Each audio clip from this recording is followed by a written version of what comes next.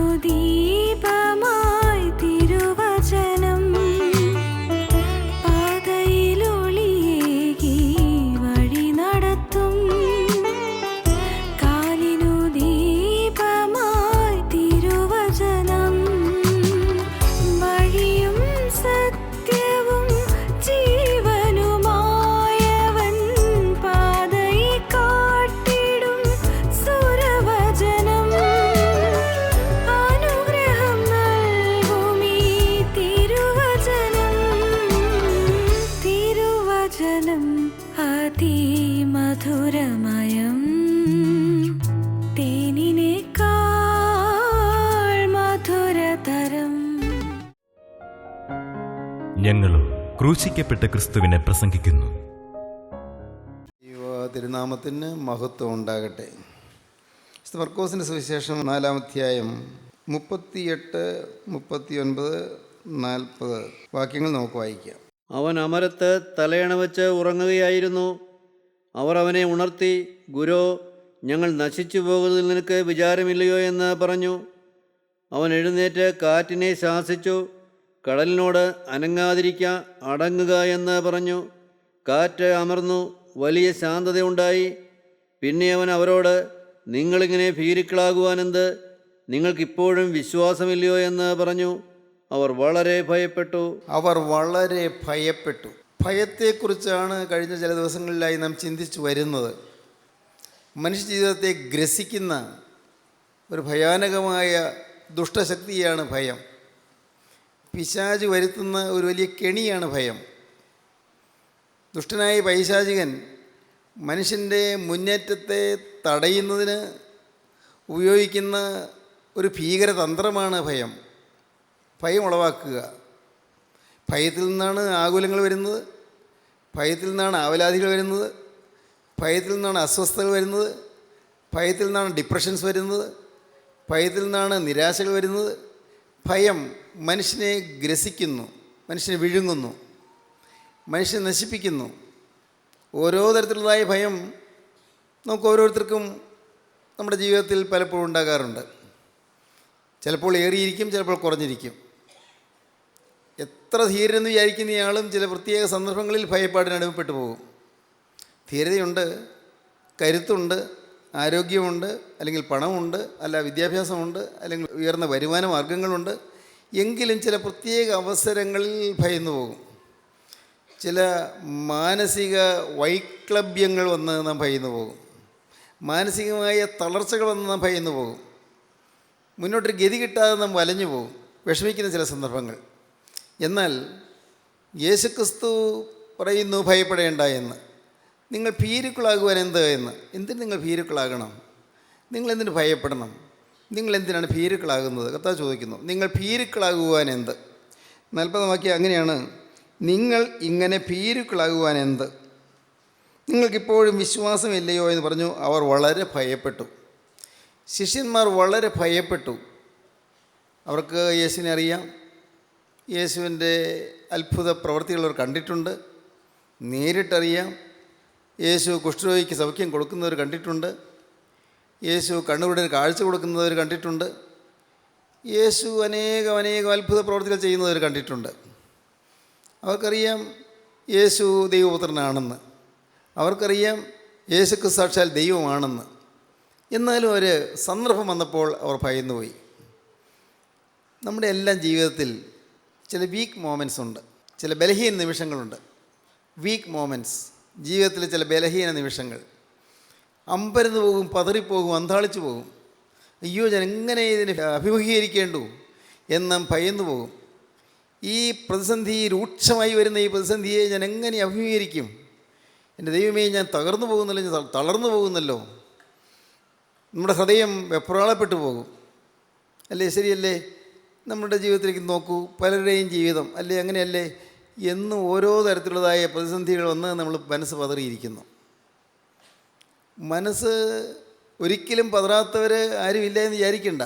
ചിലർക്ക് തോന്നും എൻ്റെ മനസ്സ് ഏതായാലും പതറുകയില്ല, ഏത് സാഹചര്യം വന്നാലും ഞാൻ ഉറച്ചു നിൽക്കും എന്നെല്ലാം ചിന്തിക്കുന്നവർ പോലും ചില പ്രത്യേക സാഹചര്യം വരുമ്പോൾ അറിയാം, അവർ ആ ബലഹീന നിമിഷത്തിൽ അവർ പതറിപ്പോകും, അവർ തളർന്നു പോകും. ഭയപ്പെടേണ്ട, വിശ്വസിക്കുക മാത്രം ചെയ്യുക എന്ന് കർത്താവ് പറഞ്ഞൊരു സംഭവത്തെക്കുറിച്ച് കഴിഞ്ഞ പ്രാവശ്യം നാം ചിന്തിച്ചുവല്ലോ. ഭയപ്പെടേണ്ട, വിശ്വസിക്കുക മാത്രം ചെയ്യുക. അത് മർക്കോസിന്റെ സുവിശേഷം 5-ാം അധ്യായത്തിലാണ്. യായിറോസിനോട് കർത്താവ് പറയുകയാണ്, മകൾ 12 വയസ്സുള്ള മകൾ മരിച്ചു കിടക്കുകയായിരുന്നു. 12 വയസ്സ് മാത്രമേ അവൾക്ക് പ്രായമായിട്ടുള്ളൂ. ഈ കഴിഞ്ഞ 12 കൊല്ലവും വീട് ആനന്ദം അലതല്ലുന്ന ഭവനമായിരുന്നു. കാരണം ഈ മോളുടെ ചിരിയും കളിയും സംസാരവും എല്ലാം ആ വീടിൻ്റെ ആഹ്ലാദത്തെ വർദ്ധിപ്പിച്ചു കൊണ്ടിരുന്നു. അമ്മയ്ക്കും അപ്പനും എന്ത് സന്തോഷം! നല്ല താരും തളിരുമണിഞ്ഞ ബാല്യത്തിൻ്റെ പ്രസരിപ്പോടെ ചിത്രശലഭത്തെ പോലെ മകൾ വീട്ടിൽ ഓടിക്കളിച്ച് നടന്ന ആ കുഞ്ഞുണ്ട് ഇപ്പോഴിതാ മരിച്ചു കിടക്കുന്നു. അപ്പനും അമ്മയും തീർച്ചയായും വാടിപ്പോകുന്നുള്ള സംശയമില്ലല്ലോ. ആ പള്ളി പ്രമാണി തീർത്തും തകർന്നുപോയി. പക്ഷേ യേശു അവിടെ വന്നു. യേശു പറഞ്ഞു, ഭയപ്പെടേണ്ട, വിശ്വസിക്കുക മാത്രം ചെയ്യുക. അവിടെ യേശു മരണത്തെ ജയിച്ചു. മരണത്തിൻ്റെ മേൽ ജയം നേടി, മരണത്തിൻ്റെ മേൽ ജയം അവകാശപ്പെട്ടു. യേശുക്രിസ്തു മരണത്തെ മാറ്റി നിർത്തി, മരണത്തെ ശാസിച്ചകറ്റി, ജീവൻ തിരികെ വന്നു. ആ കുഞ്ഞ് ജീവിച്ചു. കഴിഞ്ഞ പ്രാവശ്യം നമ്മളാണല്ലോ ചിന്തിച്ചത്, നിങ്ങൾക്ക് ഓർമ്മ കാണും. ദൈവത്തിന് സ്തോത്രം. അവിടെ ഒരു വാക്ക് നിങ്ങൾ ഓർക്കും, നല്ലതാണ്. യേശുക്രിസ്തു ജയം പ്രാപിച്ചത് ഡെത്ത്, മരണത്തിൻ്റെ മേൽ. ഡെത്ത്, മരണത്തെ കർത്താവ് തോൽപ്പിച്ചു. മരണത്തെ മാറ്റി നിർത്തി ജീവനെ കൊണ്ടുവന്നു. എന്നാൽ ഇപ്പോൾ ഇവിടെ നാം വായിക്കുന്നത് ഒരു ഡേഞ്ചറാണ്. ഡേഞ്ചർ, ഡെത്തിനെ കർത്താവ് മാറ്റി നിർത്തിയതുപോലെ ഡേഞ്ചറിനെ കർത്താവ് മാറ്റി നിർത്തുകയാണ്. ഓരോ തരത്തിലുള്ള ഡേഞ്ചേഴ്സ് നമുക്ക് ഓരോരുത്തർക്കും വരാറുണ്ട്. പലതരത്തിലുള്ള ഡേഞ്ചർ. ചിലപ്പോൾ അത്യാഹിതമാകാം, അത് വാഹനാപകടം മൂലമാകാം, അതല്ലെങ്കിൽ പെട്ടെന്നുണ്ടാകുന്ന ഏതെങ്കിലും രോഗത്തിൻ്റെ ആക്രമണമാകാം. മനസ്സ് ഉലഞ്ഞു പോകും, മനസ്സ് വാടിപ്പോകും, മനസ്സ് തളർന്നു പോകും. എന്നാൽ യേശുക്രിസ്തു പറയുന്നു, നിങ്ങളിങ്ങനെ ഭീരുക്കളാകുവാൻ എന്ത്? അവരോ വളരെ ഭയപ്പെട്ടു. കാരണം കാറ്റിങ്ങനെ അടിച്ചുയർന്നു വരുമ്പോൾ തിരമാലകൾ ആഞ്ഞു കുതിർത്ത് ആ തിരമാലകൾ കുതിച്ചുയരുകയാണ്. തിരമാലകൾ ഉയരുമ്പോൾ പടക് ആടി ഉലയുകയാണ്.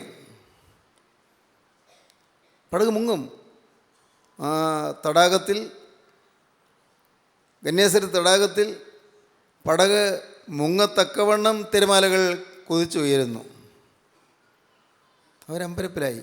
കർത്താവ് അവിടെ അമരത്ത് തലവെച്ച് കിടന്ന് ഉറങ്ങുന്നുണ്ട്. അവർ പറയുന്നൊരു വാക്കുണ്ട്. കർത്താവിനെ ഉണർത്തിയിട്ട് പറയുകയാണ്, കർത്താവേ, ഞങ്ങൾ ഈ ആപത്തിൽപ്പെട്ടിരിക്കുന്നത്, ഈ നശിച്ചു പോകുന്നത്, അത് നിനക്ക് വിചാരമില്ലേ? ഞങ്ങൾ നശിച്ചു പോകുന്നതിൽ നിനക്ക് വിചാരമില്ലയോ? അതാണ് 38-ാം വാക്യത്തിൽ, ഗുരു, ഞങ്ങൾ നശിച്ചു പോകുന്നതിൽ നിനക്ക് വിചാരമില്ലയോ എന്ന് പറഞ്ഞു. ഒരു പക്ഷേ എനിക്ക് തോന്നുന്നു നമ്മിൽ പലരും ദൈവം ഇതൊന്നും അറിയുന്നില്ലായിരിക്കുമോ? ദൈവത്തിന് എന്നോട് കരുണയില്ലായിരിക്കുമോ? എൻ്റെ ഈ അത്യാഹിതം കർത്താവ് കാണുന്നില്ലായിരിക്കുമോ? എൻ്റെ ഈ മഹാവിപത്ത് യേശു അറിയുന്നില്ലായിരിക്കുമോ? എന്നോട് കർത്താവ് കരുണ കാണിക്കുകയില്ലായിരിക്കുമോ? കർത്താവ് പക്ഷേ അറിയുന്നില്ലായിരിക്കുമോ? ഇങ്ങനെയെല്ലാം നാം ചിലപ്പോൾ ചഞ്ചലപ്പെട്ടു പോകുമായിരിക്കും. നമ്മുടെ ജീവിതത്തിൽ ദുരിതങ്ങളിങ്ങനെ ഏറി വരുമ്പോൾ, ശത്രുത്വം വർദ്ധിച്ചു വരുമ്പോൾ, ആക്രമണങ്ങൾ പെരുകി വരുമ്പോൾ, സകലരും നമ്മുടെ ശത്രുക്കളായി തീരുമ്പോൾ, എല്ലാവരും നമ്മെ തെറ്റിദ്ധരിക്കുമ്പോൾ, പലരും നമ്മെ ഒറ്റപ്പെടുത്തുകയോ കുറ്റപ്പെടുത്തുകയോ ചെയ്യുമ്പോൾ, താങ്ങാനാവാത്ത വിപത്തുകളൊന്ന് നാം അമ്പരപ്പിലാകുമ്പോൾ നാം ഒരുപക്ഷെ ചിന്തിച്ചു പോകും, കർത്താവേ, ഞാൻ നശിച്ചു പോകുന്നതിൽ നിനക്ക് വിചാരമില്ലേ? ഞങ്ങൾ നശിച്ചു പോകുന്നതിൽ നിനക്ക് വിചാരമില്ലയോ? ദൈവത്തിന് സ്തോത്രം. എത്ര സത്യവിരുദ്ധമായ ഒരു ചിന്തയാണത്. യേശുക്രിസ്തുവിനല്ലേ നമ്മെക്കുറിച്ച് വിചാരമുള്ളത്? നമ്മെക്കുറിച്ച് തന്നെ വിചാരപ്പെട്ടുകൊണ്ട് കർത്താവ് ഇരിക്കുകയാണ്. അവൻ നമ്മെ ഓർക്കുന്നു. വേദപുസ്തകം വായിച്ചു പോകുമ്പോൾ നമുക്ക് പല ഭാഗങ്ങളിലും യഹോവ നമ്മെ ഓർത്തിരിക്കുന്നു എന്ന് നമുക്ക് വായിക്കാം.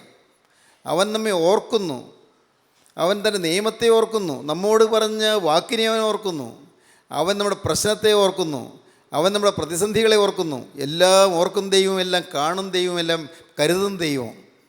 വിശ്വസിക്കൂ പ്രിയപ്പെട്ടവരെ, ദൈവത്തിന് സ്തോത്രം.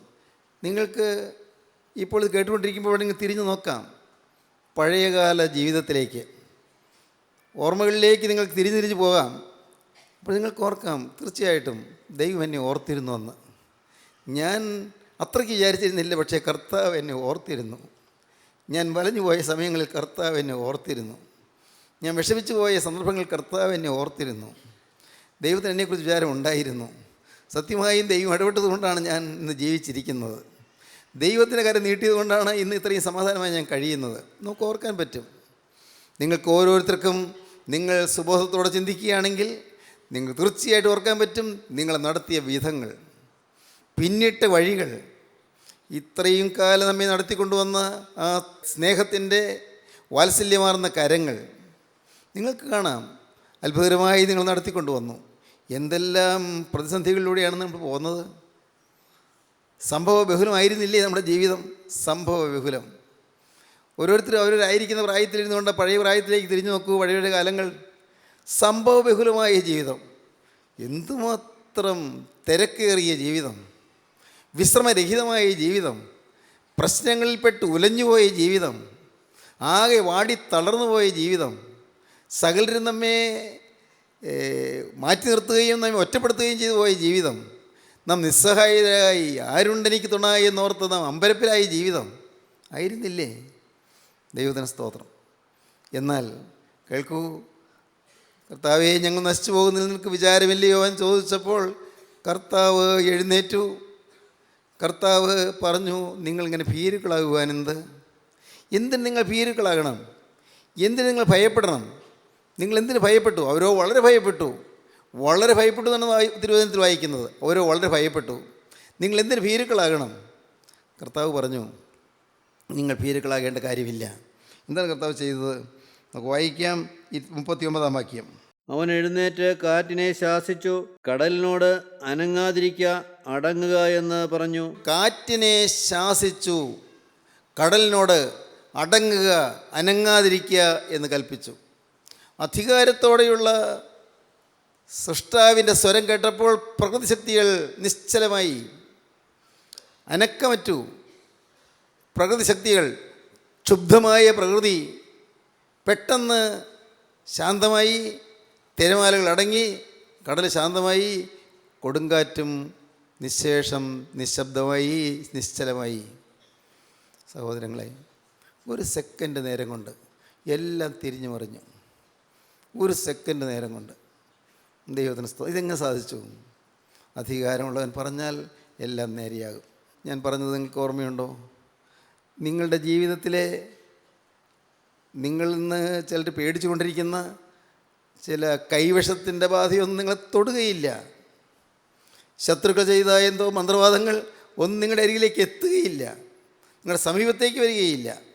ആരെല്ലാം എന്തെല്ലാം കൂടോത്രം ചെയ്താലും, എന്തെല്ലാം ദുർമന്ത്രവാദങ്ങൾ ചെയ്താലും, ഏതെല്ലാം ജപം ചൊല്ലിയാലും, ഏതെല്ലാം പൂജാവിധികൾ നിർവഹിച്ചാലും, പ്രിയപ്പെട്ടവരെ മന്ത്രോച്ചാരണങ്ങൾ നിർവഹിച്ചാലും, ഏതെല്ലാം ആഭിചാര പ്രവൃത്തികളോ ക്ഷുദ്രപ്രവൃത്തികളോ ചെയ്താലും ഒന്നും നിങ്ങളുടെ അരികത്തേക്ക് വരികയില്ല. അവൻ നിങ്ങളെ കാത്തുകൊള്ളും. 91 സങ്കീർത്തനം എടുക്കൂ. 91 സങ്കീർത്തനം അവിടെ പറയും, അവനൊരു ബാധയും തട്ടാതെ വണ്ണം നിന്നെ പരിപാലിക്കും. ഒരു ബാധയും തട്ടാതെ വണ്ണം, ഒരു ബാധയും നിന്നോടെടുക്കുകയില്ല.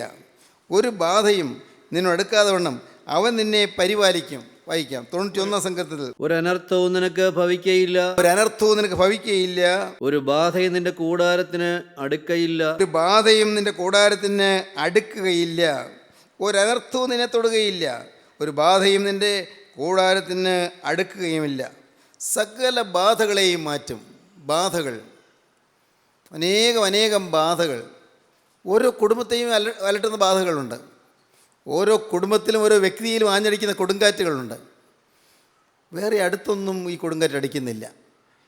എന്ത് എന്നിൽ മാത്രം? വേറെ ആർക്കും കുഴപ്പമില്ല, എനിക്ക് മാത്രം എന്താണത് നമുക്ക് തോന്നും. കാരണം ചുഴലിക്കാറ്റ് അത് ഒരിടത്ത് മാത്രം ചുഴറ്റി വീശി അടിക്കുന്നതാണ്, ഒരിടത്ത് മാത്രം. എന്നെ മാത്രം എന്താണ് ഈ ചുഴലിക്കാറ്റ് ഇങ്ങനെ ആഞ്ഞടിക്കുന്നത്? എനിക്കൊരു തലവെക്കാൻ ഒക്കുന്നില്ലല്ലോ, ഒന്ന് തലയെടുപ്പോടെ നിൽക്കാൻ ഒക്കുന്നില്ലല്ലോ, ഞാൻ എന്താണ് ഇങ്ങനെ തകർന്നു പോകുന്നത്? നമുക്ക് തോന്നും. നമുക്ക് സ്വയം ഒരു സഹതാപം തോന്നും, സ്വയം ഒരു പരിതാപം. ഞാൻ ഇങ്ങനെ ആയിപ്പോയല്ലോ, ഞാൻ ഈ ദുരിതം അനുഭവിക്കാൻ ജനിച്ചതായിരിക്കും, എൻ്റെ വിധി ഇങ്ങനെയായിരിക്കും. ഇങ്ങനെയെല്ലാം പറഞ്ഞ് നിരാശയിൽ ആണ്ടുപോകുന്ന മനുഷ്യരുണ്ട്. എന്നാൽ പ്രിയപ്പെട്ടവരെ, നിങ്ങൾ കേൾക്കൂ. അത്യുന്നതൻ നിൻ്റെ പടകിലിരിക്കട്ടെ. അവൻ നിൻ്റെ പടകിലുണ്ടെങ്കിൽ നീ ഭയപ്പെടേണ്ടി വരികയില്ല. സർവ്വവല്ലഭൻ നിൻ്റെ പടകിലുണ്ടെങ്കിൽ നീ പേടിക്കേണ്ടി വരികയില്ല. ജീവനുള്ള ക്രിസ്തു നിൻ്റെ ഹൃദയത്തിലുണ്ടെങ്കിൽ സ്നേഹിത, നീ ഭയപ്പെടേണ്ടി വരികയില്ല.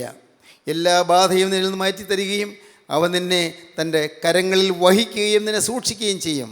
ദൈവത്തിന് സ്തോത്രം.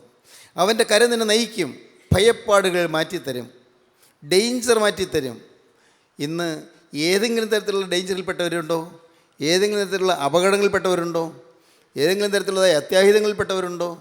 ഇന്ന് വശം കെട്ട് വിഷമിച്ച് ഇനി ഞാൻ എങ്ങനെ മുന്നോട്ട് പോകുമെന്നറിയാതെ മനസ്സ് ഭാരപ്പെട്ട് ഉള്ളം കലങ്ങിയിരിക്കുന്നവരുണ്ടോ? ദൈവത്തിൻ്റെ വലിയ നാമം മഹത്വപ്പെടട്ടെ. ഒന്ന് നിങ്ങൾ വിശ്വസിക്കൂ. നിങ്ങളൊന്ന് മാത്രം കർത്താവേ, എൻ്റെ ഹൃദയത്തിലേക്ക് നീ വരണമേ. ഞാൻ പലതരത്തിൽ വിഷമിച്ചിരിക്കുന്നു കർത്താവ്. ഒരുപക്ഷെ എൻ്റെ പാവം കൊണ്ടായിരിക്കാം. ഞാൻ എൻ്റെ പാവങ്ങളെ കാണാൻ എൻ്റെ കണ്ണ് തുറന്നു തരണമേ. എൻ്റെ തെറ്റുകളെ കാണാൻ എൻ്റെ കണ്ണ് തുറന്നു തരണമേ. ഞാൻ നിന്നെ ദുഃഖിപ്പിച്ചു പോയൊരു കഴിഞ്ഞ കാലം എനിക്കുണ്ട്. എൻ്റെ കഴിഞ്ഞ കാലം ഞാൻ നിന്നെ ദുഃഖിപ്പിച്ചു പോയി കർത്താവേ. നിൻ്റെ ആ സ്നേഹം നിറഞ്ഞ ഹൃദയത്തെ ഞാൻ നൊമ്പരപ്പെടുത്തിപ്പോയി എൻ്റെ കർത്താവേ. എന്നാൽ ഇന്ന് ഞാൻ തിരുമുമ്പാകെ വരുമ്പോൾ ഞാൻ നിന്നോടൊരു കാര്യം യാചിക്കുന്നു. എൻ്റെ അകൃത്യങ്ങൾ നീ ഓർക്കരുത്, എൻ്റെ പാപങ്ങൾ നീ കണക്കിടരുത്, എൻ്റെ മേൽ അകൃത്യമൊന്നും എൻ്റെ മേൽ വയ്ക്കരുത് കർത്താവേ. ഇപ്പോൾ എൻ്റെ പാവങ്ങളെല്ലാം നിൻ്റെ തിരുമാറിൽ നൊഴുകിയ തിരക്തത്താൽ കഴുകി കർത്താവേ. എനിക്ക് മുന്നോട്ട് ഒരു സമാധാനം തരണമേ, മുന്നോട്ട് പോകാനുള്ള വഴി തെളിച്ച് തരണമേ കർത്താവേ. മുള്ളു നിറഞ്ഞ പാതയാണ് ഞാൻ കാണുന്നത്, പാതയിൽ നിറയെ മുള്ളാണ്, ഒരു ചുവട് വയ്ക്കാൻ ഒരിടം കാണുന്നില്ല കർത്താവേ. ഞാൻ അമ്പരപ്പിലാണ് നിൽക്കുന്നത്, ഞാൻ ഭയന്നാണ് നിൽക്കുന്നത്. എനിക്ക് എന്തു വേണ്ടെന്ന് അറിയാൻ പാടില്ല. ഒരു പരിഹാരം പറഞ്ഞു തരാൻ ആരുമില്ല, എനിക്കൊരു ഉപദേശം തരാനും ആരുമില്ല എൻ്റെ കർത്താവേ. എനിക്ക് മനുഷ്യർ പലരും എന്നെ സഹായിക്കാൻ മനസ്സുള്ളവരുണ്ട്, പക്ഷേ അവരുടെ സഹായങ്ങൾ കൊണ്ടൊന്നും ഒന്നും സാധിക്കുകയുമില്ല എൻ്റെ കർത്താവേ. ഇപ്പോൾ എൻ്റെ കാര്യത്തിൽ നിൻ്റെ തൃക്കരം നീട്ടി എൻ്റെ മേലുള്ള ബാധകളെല്ലാം നീ മാറ്റിത്തരണം. ഈ ഭയങ്കരമായ സാഹചര്യത്തിൽ നിന്ന് നീ എന്നെ ഇന്ന് ഉദ്ധരിക്കണം. എനിക്ക് മുന്നോട്ടൊരു ഗതി തരണം. സ്നേഹിതരെ, നിങ്ങൾ പ്രാർത്ഥിക്കൂ. ഞാൻ പറയട്ടെ, ജീവനുള്ള ദൈവത്തിൻ്റെ നാമത്തിൽ ഞാൻ പറയട്ടെ, നിങ്ങൾക്ക് അത്ഭുതകരമായ മോചനം കർത്താവ് തരും. അത്ഭുതകരമായി നിങ്ങളെ കർത്താവ് നടത്തും, നിങ്ങൾക്ക് അനുഭവിക്കാൻ സാധിക്കും. ദൈവത്തിന് സ്തോത്രം. ഒരു ബാധയും നിങ്ങളോട് തട്ടാതെ വണ്ണം അവൻ നിന്നെ പരിപാലിക്കും. പകൽ സൂര്യനെങ്കിലും രാത്രി ചന്ദ്രനെങ്കിലും നിന്നെ ബാധിക്കുകയില്ല. ഒരു ഗ്രഹനിലയും നിന്നെ ബാധിക്കുകയില്ല. ആദിത്യദശയും ബാധിക്കുകയില്ല, കേതുർദശയും ബാധിക്കുകയില്ല, ശനിദശയും ബാധിക്കുകയില്ല, രാഹുർദശയും ബാധിക്കുകയില്ല. നിന്നെ യാതൊരു ബാധയും ബാധിക്കുകയില്ല. ദൈവവൈദ്യരെ നിൻ്റെ ജീവിതത്തിൽ പകൽ സൂര്യനെങ്കിലും രാത്രി ചന്ദ്രനെങ്കിലും നിന്നെ ബാധിക്കാതെ വണ്ണം നിന്നെ അവൻ കോട്ട കെട്ടി പരിപാലിക്കും. അവൻ നിനക്ക് ചുറ്റും പരിചയും പലകയും കോട്ടയും ദുർഗവുമായിരിക്കും. ദൈവത്തിന് സ്തോത്രം. നമുക്ക് വായിക്കാം 18-ാം സങ്കീർത്തനം 1-ാം വാക്യം മുതൽ. 18-ാം സങ്കീർത്തനം 1-ാമത്തെ വാക്യം മുതൽ വായിക്കുമ്പോൾ ദാവീദ് പറയുകയാണ്, ദൈവം എൻ്റെ പാറയാണ്, ദൈവം എൻ്റെ കോട്ടയാണ്, ദൈവം എൻ്റെ രക്ഷകനാണ്, ദൈവം എൻ്റെ ദുർഗമാണ്, ദൈവം എൻ്റെ ശരണമാണ്. മരണപാശങ്ങൾ എന്നെ ചുറ്റി, അഗാധ പ്രവാഹങ്ങൾ എന്നെ ഭ്രമിപ്പിച്ചു, പാതാള വേദനകൾ എന്നെ പിടിച്ചു, മരണത്തിൻ്റെ കണികൾ എന്നെ തുടർന്ന് പിടിച്ചു. എങ്കിലും ഞാൻ എൻ്റെ കഷ്ടത്തിൽ യഹോവയെ വിളിച്ചപേക്ഷിച്ചു, അവൻ തൻ്റെ മന്ദിരത്തിൽ നിന്ന് എൻ്റെ അപേക്ഷ കേട്ടു. ദൈവത്തിന് സ്തോത്രം. നമുക്ക് വായിക്കാം. എൻ്റെ ബലമായ യഹോവേ, ഞാൻ നിന്നെ സ്നേഹിക്കുന്നു. എൻ്റെ ബലമായ യഹോവയെ, ഞാൻ നിന്നെ സ്നേഹിക്കുന്നു. യഹോവ എൻ്റെ ശൈലവും, യഹോവ എൻ്റെ ശൈലവും, എൻ്റെ കോട്ടയും, എൻ്റെ കോട്ടയും, എൻ്റെ രക്ഷകനും, എൻ്റെ രക്ഷകനും, എൻ്റെ ദൈവവും, എൻ്റെ ദൈവവും, ഞാൻ ശരണമാക്കുന്നതിൻ്റെ പാറയും, ശരണമാക്കുന്ന എൻ്റെ പാറയും എൻ്റെ പരിചയും എൻ്റെ പരിചയും എൻ്റെ രക്ഷയായ കൊമ്പും എൻ്റെ രക്ഷയായ കൊമ്പും എൻ്റെ ഗോപുരവുമാകുന്നു. എൻ്റെ ഗോപുരവുമാകുന്നു.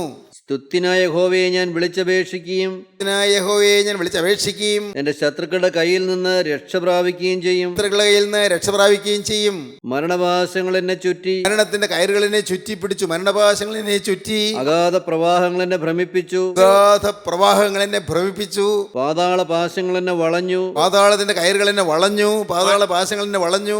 മരണത്തിന്റെ കെണികളും എന്നെ തുടർന്ന് പിടിച്ചു. മരണത്തിന്റെ കണികളും എന്നെ തുടർന്ന് പിടിച്ചു. പറയേ, മരണം ഇങ്ങനെ വന്ന് എന്നെ പിടിക്കാനാ ഞാൻ വരുന്നു. മരണത്തിന്റെ കണികൾ എന്നെ തുടർന്ന് പിടിച്ചു. എൻ്റെ കഷ്ടതയിൽ ഞാൻ യഹോവയെ വിളിച്ചപേക്ഷിച്ചു. എൻ്റെ കഷ്ടതയിൽ ഞാൻ യഹോവയെ വിളിച്ചപേക്ഷിച്ചു. എൻ്റെ ദൈവത്തോട് നിലവിളിച്ചു. എൻ്റെ ദൈവത്തോട് നിലവിളിച്ചു. അവൻ തന്റെ മന്ദിരത്തിൽ നിന്ന് എൻ്റെ അപേക്ഷ കേട്ടു. അവൻ തന്റെ മന്ദിരത്തിൽ നിന്ന് എൻ്റെ അപേക്ഷ കേട്ടു. തിരുമുമ്പിൽ ഞാൻ കഴിച്ച പ്രാർത്ഥന അവന്റെ ചെവിയിലെത്തി. ഞാൻ കഴിച്ച പ്രാർത്ഥന അവൻ്റെ ചെവിയിലെത്തി. ദൈവത്തിന് സ്തോത്രം. തിരുമുമ്പിൽ ഞാൻ കഴിച്ച പ്രാർത്ഥന അവൻ്റെ ചെവിയിലെത്തി. ദൈവവേദിലെ നീ ഭീരുവായിരിക്കേണ്ട. ഏത് ഡേഞ്ചർ വന്നാലും നീ ഭയപ്പെടേണ്ട. ഏത് പ്രതിസന്ധി വന്നാലും നീ പേടിക്കേണ്ട. നിൻ്റെ നാഥൻ നിൻ്റെ പടകിലുണ്ടെങ്കിൽ നീ ഭയപ്പെടേണ്ട. അതുകൊണ്ട് ഒന്നാമതായി നിങ്ങൾ സാധിക്കേണ്ട കാര്യം എന്താണ്? കർത്താവേ, എൻ്റെ പടകിൽ നീ ഉണ്ടായിരിക്കണമേ. ഇന്നത്തെ സ്ഥിതിയിൽ നമ്മുടെ ഈ ഹൃദയത്തിൽ യേശുവിന് വാഴുവാൻ നിർവാഹമില്ല. നമ്മുടെ ഹൃദയത്തിൽ അത്യാഗ്രഹങ്ങളുണ്ട്. നമ്മുടെ ഹൃദയത്തിൽ സ്വാർത്ഥ ചിന്തകളുണ്ട്. നമ്മുടെ ഹൃദയത്തിൽ ചില തന്നിഷ്ടങ്ങളുണ്ട്. നമ്മുടെ ഹൃദയത്തിൽ ഒരു ഞാനുണ്ട്, ഒരു സെൽഫുണ്ട്, ഒരു ഇഗോയുണ്ട്, ഒരു സ്വയമുണ്ട്. നമ്മുടെ ഹൃദയത്തിൽ അഹംഭാവമുണ്ട്. നമ്മുടെ ഹൃദയത്തിൽ സ്വയം ആശ്രയമുണ്ട്, ഒരു സെൽഫ് ഡിപ്പെൻഡൻസ്, സ്വയാശ്രയമുണ്ട്. നമ്മുടെ പലരുടെയും ഹൃദയത്തിൽ തനിക്ക് താൻ പോരുമയുണ്ട്, ഒരു സെൽഫ് സഫിഷ്യൻസി ഉണ്ട്, സ്വയം പര്യാപ്തതയുണ്ട്. ഞാൻ മതി അതിനെന്ന് ഒരു സ്വയം പര്യാപ്തത. ചിന്തിച്ച് നോക്കൂ. നമ്മുടെ ഹൃദയത്തിൽ ദ്രവ്യാഗ്രഹമുണ്ട്, ഇല്ലേ? നമ്മുടെ ഹൃദയത്തിൽ ചില വൈരാഗ്യങ്ങളുണ്ട്. നമ്മുടെ ഹൃദയത്തിൽ ചില പകകളോ വിദ്വേഷങ്ങളോ അല്ല, ചില പരാതികളോ പരിഭവങ്ങളോ അതുമല്ല പ്രതികാര ചിന്തയോ ഉണ്ട്. നമ്മുടെ ഹൃദയത്തിൽ ചില പിണക്കങ്ങളുണ്ട്, ചില മുൻവിധികളുണ്ട്, ചില മുഖപക്ഷങ്ങളുണ്ട്. ചിന്തിക്കൂ, നമുക്ക് കണ്ടുപിടിക്കാം. ഇത് ഓരോന്നും കണ്ടുപിടിക്കുന്നത് എന്തിനാണ്? കർത്താവിനോട് പറയണം, കർത്താവേ, ഇതെല്ലാം എൻ്റെ ഉള്ളിലുണ്ട്, അതുകൊണ്ട് നിനക്ക് ഇപ്പോൾ വസിക്കാൻ നിർവാഹമില്ലെന്ന് എനിക്ക് മനസ്സിലായി. ഈ പടകിൽ നിനക്ക് കയറിയിരിക്കാൻ പറ്റില്ല എന്നെനിക്ക് മനസ്സിലായി. കർത്താവേ, എന്നാൽ നീ എനിക്ക് പരിഹാരം പറഞ്ഞു തന്നിട്ടുണ്ടല്ലോ. ഞാൻ സർവാത്മനായവയോടെല്ലാം യാത്ര പറയുന്നു. പൂർണ്ണ ഹൃദയത്തോടെ, പൂർണ്ണ മനസ്സോടെ, പൂർണ്ണ ശക്തിയോടെ, പൂർണ്ണ ആത്മാവോടെ ഞാൻ സാത്താനെയും അവൻ്റെ സകല സൈന്യത്തെയും എന്നേക്കുമായി ഞാൻ ഉപേക്ഷിക്കുന്നു. എൻ്റെ ഹൃദയത്തിലുള്ള പാപങ്ങളോട് ഞാൻ എന്നേക്കുമായി യാത്ര പറയുന്നു. എൻ്റെ കർത്താവേ, എനിക്ക് അതല്ലേ ചെയ്യാൻ പറ്റൂ. ഈ പാപങ്ങൾ മാറ്റുവാൻ എനിക്ക് കഴിവില്ലല്ലോ. ഞാൻ എൻ്റെ ഉള്ളം കൊണ്ട് ആത്മാർത്ഥമായി അവ എനിക്ക് വേണ്ട എന്ന് ഞാൻ വയ്ക്കുന്നു. ദൈവത്തിന് സ്തോത്രം. ഇപ്പോൾ കർത്താവേ, നിൻ്റെ ആ ആണിപ്പാടുള്ള കരം എൻ്റെ തലമേൽ വെച്ച് എന്നിൽ നിന്ന് ഈ ദുഷ്ടപിശാചുക്കളെയെല്ലാം മാറ്റണമേ. ഈ പാപത്തിൻ്റെ ഹീനതകളെല്ലാം എന്നിൽ നിന്ന് മാറ്റണമേ. എൻ്റെ ജീവിതത്തിൽ വന്നുപോയ സകല മ്ലേച്ഛതകളും എന്നിൽ നിന്ന് മാറ്റിത്തരണമേ. ഞാൻ അറിഞ്ഞോ അറിയാതെയോ സംഭവിച്ചു പോയ സകല തിന്മകളും എന്നിൽ നിന്ന് മാറ്റിത്തരണമേ. ദുഷ്ടനായ പിശാച് അവകാശം പറയുന്നതായ എൻ്റെ ഹൃദയത്തിലുള്ള സകല തിന്മകളെ എന്നിൽ മാറ്റി, സകല പാപത്തെ എന്നിൽ മാറ്റി, കർത്താവേ, നീ എന്നെ വിശുദ്ധീകരിക്കണമേ. ദൈവത്തിന് സ്തോത്രം. ഇങ്ങനെ നിങ്ങൾ പ്രാർത്ഥിക്കുമ്പോൾ ഉറപ്പാണ്, നിങ്ങൾ വിശ്വസിക്കൂ, ഇനിമേൽ പാപം ചെയ്യില്ലെന്നല്ലേ നിങ്ങൾ പറഞ്ഞത്? പിശാചിനോട് യാത്ര പറയുന്നതല്ലേ നിങ്ങൾ പറഞ്ഞത്? യേശു ക്രിസ്തുവിനെ നിൻ്റെ ഹൃദയത്തിലേക്ക് വരണമെന്നല്ലേ നിങ്ങൾ പറഞ്ഞത്? ഉറപ്പ്, നിങ്ങൾ വിശ്വസിക്കൂ, യേശു ക്രിസ്തു നിങ്ങളുടെ ഹൃദയത്തിലേക്ക് നടന്നു കയറി വരും. ദൈവത്തിന് സ്തോത്രം. നിങ്ങളുടെ ഹൃദയത്തിലേക്ക് യേശു ക്രിസ്തു നടന്നു വരും. യേശു അവിടെ ഇരിപ്പുറപ്പിക്കും. പിന്നെ നിയന്ത്രിക്കുന്നത് യേശുവാണ്. നാം നമ്മെ തന്നെ നിയന്ത്രിച്ചിരുന്നു, അന്ന് പിശാച് നമ്മെ നിയന്ത്രിച്ചിരുന്നു. എന്നാൽ ഇന്നു മുതൽ യേശു നമ്മെ നിയന്ത്രിക്കുന്നു. നമ്മുടെ ഓരോ ചെയ്തികളെയും യേശു നിയന്ത്രിക്കുന്നു. യേശു പ്രസാദിക്കാത്ത ഒന്നും എന്നിൽ വരികയില്ല എന്നുള്ള ആ നിർബന്ധം നിങ്ങളുടെ ഹൃദയത്തിലുണ്ട് എന്ന് കാണുമ്പോൾ കർത്താവ് നിങ്ങളുടെ പൂർണ്ണ ഭരണം ഏറ്റെടുക്കുന്നു. യേശു നിങ്ങളുടെ ഹൃദയത്തിൽ വാഴുന്നു. പിന്നെ നിങ്ങളുടെ അവയവങ്ങളെ നിയന്ത്രിക്കുന്നത് യേശുവാണ്. ഇതുവരെയും കോപിച്ചിരുന്ന മനുഷ്യൻ്റെ കോപം മാറുന്നു. ഇതുവരെയും ക്രുദ്ധിച്ച് ഗർജിച്ചിരുന്ന മനുഷ്യൻ്റെ അവൻ്റെ സ്വഭാവത്തിൽ ശാന്തതയും സൗമ്യതയും വരുന്നു. ഇതുവരെയും വഴക്കടിച്ചിരുന്ന ഹൃദയത്തിൽ ഇപ്പോൾ സ്നേഹം വഴിഞ്ഞൊഴുകുന്നു. രൂപാന്തരം വരികയാണ്, മാറ്റം വരികയാണ്. ഇത് നിങ്ങൾക്ക് അനുഭവിക്കാം. അതാണ് ക്രിസ്തീയ ജീവിതം. അതല്ലാതെ കുറേ നമസ്കാരങ്ങൾ ചൊല്ലുന്നതല്ല ക്രിസ്തീയ ജീവിതം. കുറേ പ്രാർത്ഥനകൾ ഉരുടുന്നതല്ല ക്രിസ്തീയ ജീവിതം. പ്രിയപ്പെട്ടവരെ, ചില കർമ്മ പരിപാടികളല്ല ക്രിസ്തീയ ജീവിതം. പെരുന്നാളിന് ചണ്ട കൊട്ടുന്നതോ അല്ല വെടിക്കെട്ട് നടത്തുന്നതോ ഒന്നും അല്ല ക്രിസ്തീയ ജീവിതം. പെരുന്നാളിന് സദ്യ നടത്തുന്നതോ അതല്ലെങ്കിൽ പെരുന്നാളിന് റാസ് നടത്തുന്നതോ അതൊന്നും അല്ല ക്രിസ്തീയ ജീവിതം. എന്നാൽ ക്രിസ്തീയ ജീവിതം എന്താണ്? ഹൃദയത്തിൽ നിന്ന് ദുഷ്ടശക്തികളെ ഉച്ചാടനം ചെയ്യുന്നതാണ് ക്രിസ്തീയ ജീവിതം. ഹൃദയത്തിലുള്ളതായ ദുരാത്മശക്തികളെല്ലാം ഉച്ചാടനം ചെയ്യുക, ഹൃദയത്തിലുള്ളതായ തിന്മയുടെ എല്ലാ പ്രകൃതികളെയും വിട്ടുമാറ്റുക, എല്ലാറ്റിനോടും യാത്ര പറഞ്ഞ് യേശു ക്രിസ്തുവിനെ ഹൃദയത്തിന് നാഥനും കർത്താവുമായി സ്വീകരിക്കുക. യേശുവിന് പിന്നാലെ ഞാൻ പോകുന്നുള്ളതായി ഉറപ്പ് വരുത്തുക. ദൈവത്തിന് സ്തോത്രം. അപ്പോൾ യേശു നിങ്ങളുടെ ഹൃദയത്തിൽ വരും. ജീവിതത്തിൽ പിന്നെയും ഡേഞ്ചേഴ്സ് വന്നു എന്ന് വരാം, പിന്നെയും എതിർപ്പുകൾ വന്നു എന്ന് വരാം, പ്രതിസന്ധികൾ വന്നു എന്ന് വരാം, ആപത്തുകൾ വന്നു എന്ന് വരാം. അപ്പോഴെല്ലാം നിങ്ങൾ വിളിക്കുകയാണ്, എൻ്റെ ബലമായ യഹോവേ, ഞാൻ നിന്നെ സ്നേഹിക്കുന്നു.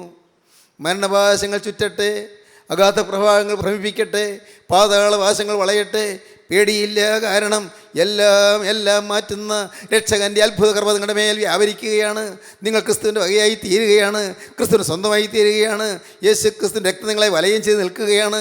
യേശു ക്രിസ്തുവിൻ്റെ ജയമുള്ള സ്ലീബ നിങ്ങൾക്ക് ജയം തരികയാണ്. യേശു ക്രിസ്തുവിൻ്റെ പരിശുദ്ധാത്മാവ് നിങ്ങളെ ശുദ്ധീകരിക്കുകയാണ്. നിങ്ങൾക്ക് വിശുദ്ധ ജനമായി മാറുകയാണ്. നിങ്ങൾ ദൈവത്തിൻ്റെ പ്രിയജനമായി തീരുകയാണ്. നിങ്ങൾ ക്രിസ്തുവിൻ്റെ രണ്ടാമത്തെ ഒരു വേണ്ടി നോക്കി പാർക്കുകയാണ്.